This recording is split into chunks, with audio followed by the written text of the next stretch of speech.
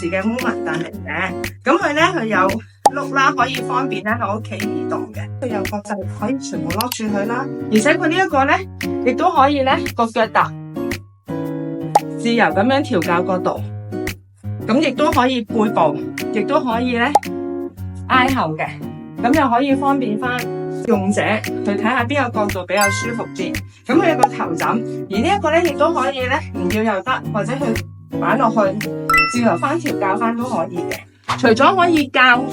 即係可以個背部同埋個腳部可以任意調校以外，佢呢一個咧亦都可以